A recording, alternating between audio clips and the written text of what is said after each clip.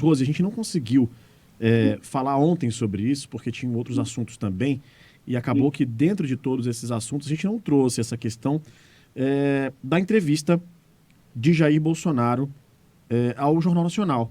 E também teve ontem a entrevista do Ciro Gomes, na qual ele citou também a cidade de Manaus. O Ciro Gomes falou sobre a questão do IPI, né? Disse que é preciso preservar Manaus, que Manaus está sendo atacada com essa reforma aí, digamos assim, não formal dos tributos, mexe no IPI e acaba sufocando e atacando Manaus, segundo o Ciro Gomes, na entrevista ao Jornal Nacional. E na segunda-feira, o presidente Bolsonaro, candidato à reeleição, também falou sobre o Amazonas, falou sobre Manaus. E ele falou, quando foi questionado em relação à falta de oxigênio aqui na cidade de Manaus. E aí é claro que isso repercute bastante, porque tem algumas falas ali que acabam não conferindo, né, Rose?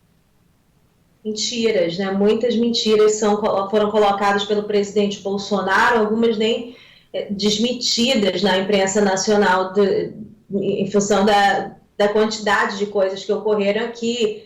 Ele disse que não foi algo que aconteceu de surpresa. Poxa, tem uma série de informações e documentos que demonstram que as autoridades do Estado do Amazonas e as autoridades do governo federal, e eram as maiores em relação à saúde, estavam em Manaus e sabiam, sim, dias antes. Foi noticiado, né, A Crítica, o jornal A Crítica, deu uma matéria, era uma matéria quase uma suíte, né, porque a matéria era dizendo assim, que a empresa estava resolvendo a coisa do oxigênio. Se estivesse resolvendo, não tinha acontecido o problema.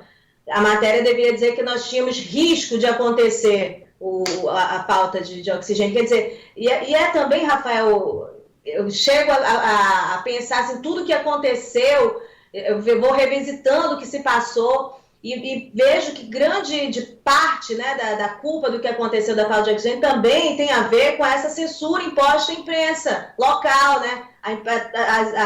O poder econômico, o poder político impedindo quem tem informação de falar claramente a informação, puxar pelo que de fato é aquela informação, o risco que estava de faltar oxigênio e as pessoas morrerem. Nós não falamos abertamente a esse respeito.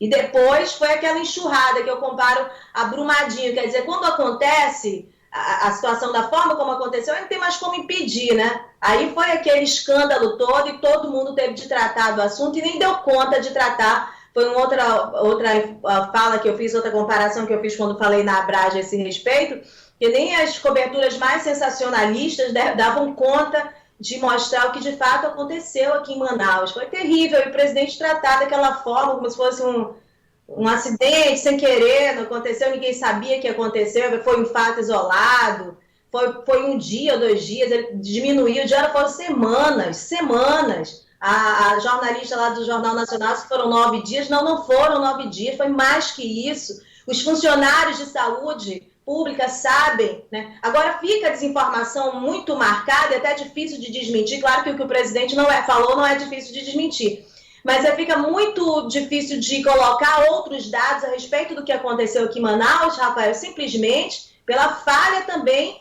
da atuação dos órgãos de controle, de fiscalização, antes, durante e depois.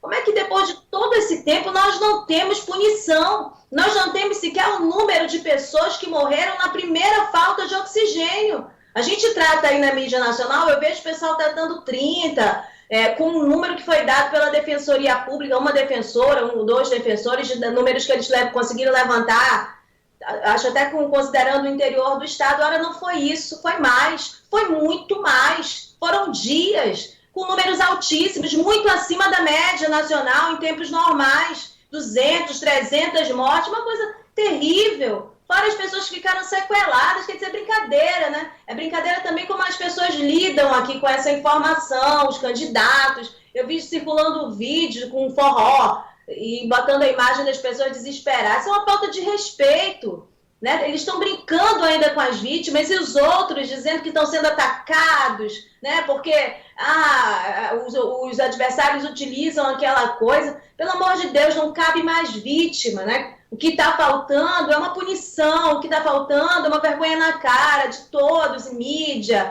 investigação. A população de Manaus, o Amazonas, merecia um outro tratamento de todas desses lados em relação a essas questões, porque esses dramas que aconteceram naquela dimensão, no colapso da falta de oxigênio, eles acontecem todo dia, não pararam de acontecer. Nós não estamos em colapso. Eu recebo com frequência mensagem de pessoas que estão sem atendimento ou que estão em um atendimento ruim dentro dos hospitais de Manaus. É preciso dizer isso, né?